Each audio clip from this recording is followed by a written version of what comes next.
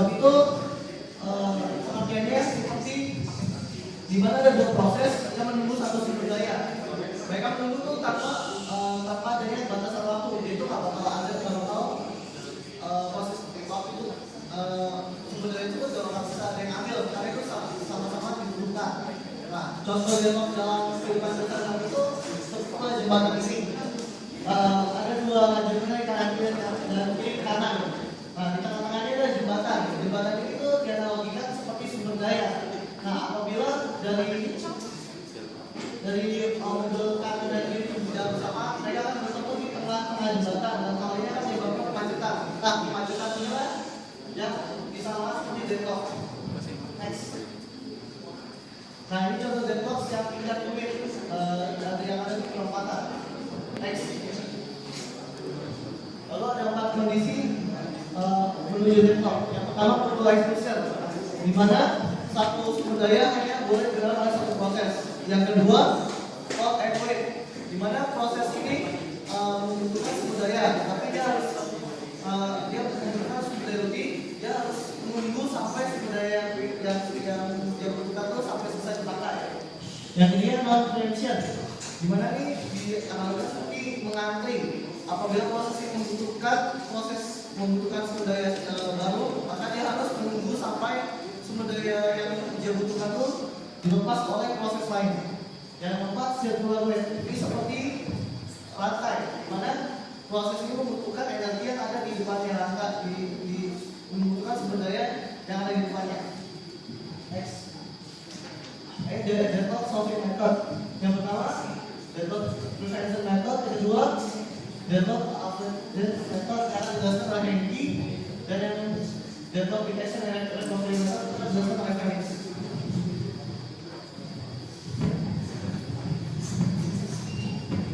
Okay, first deadlock prevention. This law prevention, like what we're gonna prevent is the four condition that we explained before. Next. The first one is preventing mutual exclusion. What is mutual exclusion? Like explained before, a single task using one exclusive resource. So that resource is just being used by that single task. But what the problem in this technique? The problem is if we gonna put the exclusive resource that the other task can use the resource well. So the problem is, the first one is not every exclusive resource can be spoiled. What is spoiling? Spoiling is put a buffer or a queue in some memory. So the task will queue one by one to complete that task. And the second one is if we use pooling method that have a queue in task, there will be a confusion on hard disk space for pooling that will lead to deadlock. So I think if we use pooling method, this method is not effective. The main problem is like this. The mutual exclusion exactly can be avoided, but its time can be short. It's limited on the duration time. Next.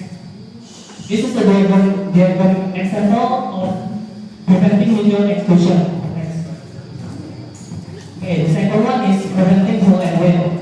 Like explained before, hold and wait is a single task hold the resource while it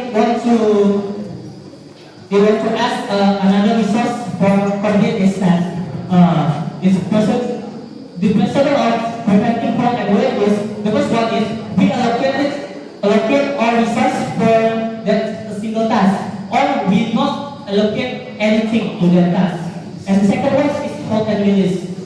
The problem is the first method, the problem of allocating all resources or not even allocate any resources, it's hard to know which resource that will be needed for the process. So if we allocate everything to resource, that will be not effective, I guess. And if we not allocate, the task will be not complete.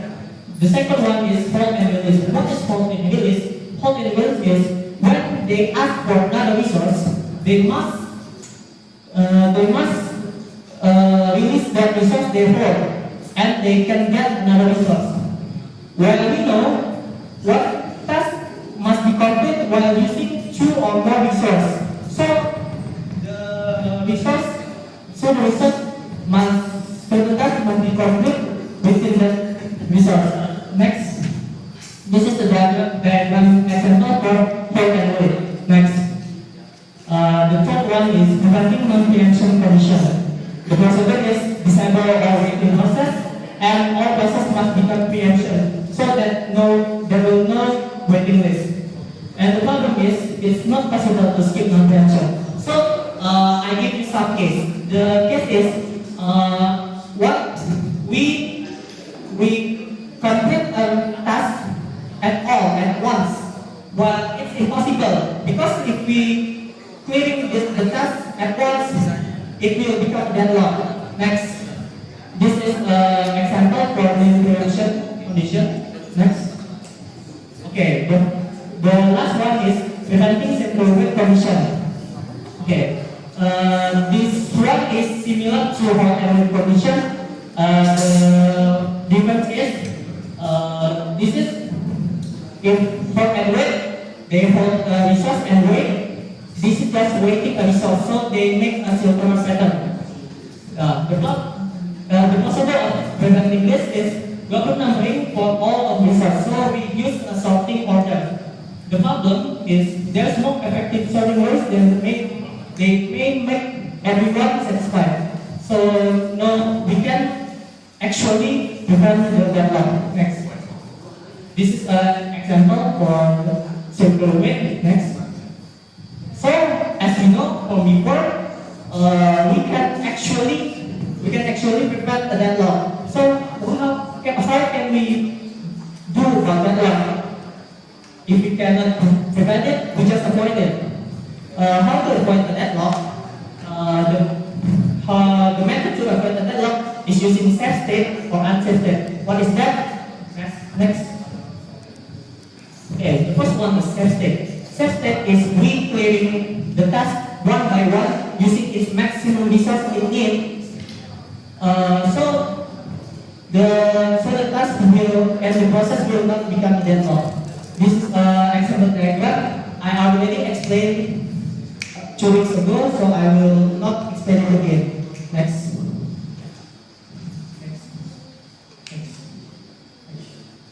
Okay. The second one is unsafe state.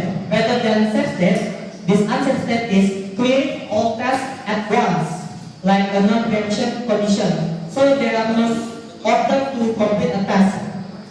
This problem may lead to deadlock, like you see in the diagram I explained before. Next. Okay. This is an example of how we avoid deadlock. This is a banker algorithm by this one. He take case studies in some bank in countryside. So the main focus in this algorithm is using avoidance like a safe state and unsafe state. Next. This is an example of banker algorithm by this one. As you can see, this algorithm, and you can see it yourself. Next. Okay, this is the weakness of this algorithm. The main weakness, as you see, as many of this, is the process is dynamic, should be independent process, and the process is time dependent. So this algorithm still has a weakness. Next. Okay, this detection and recovery method will be explained by Felix.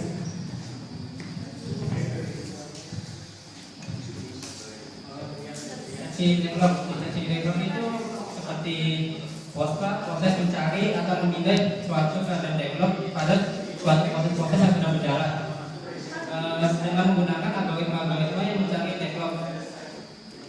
Lalu yang pemulihan develop ada 4 pendekatan untuk pemulihan develop. Yang pertama adalah abaikan semua proses yang terlibat dalam develop. Yang kedua, backup semua proses yang terlibat develop ke suatu checkpoint yang didefinisikan sebelumnya dan dijalankan kembali semua proses itu. Yang kedua ini dibutuhkan rollback dan restart, dan tujuannya untuk menjalankan kembali proses itu dari awal sampai seterusnya. Yang ketiga, secara berurutan abaikan singkirkan proses-proses sampai develop tidak ada lagi. Dan yang keempat, secara berurutan peran sumber daya sampai tidak ada develop lagi. Yang ketiga dan keempat ini mempunyai kriteria tertentu seperti waktu pemrosesannya terkecil, prioritasnya terkecil, sumber daya yang dipakai kecil, dan waktu eksekusinya terbesar. Oke, sekian, terima kasih.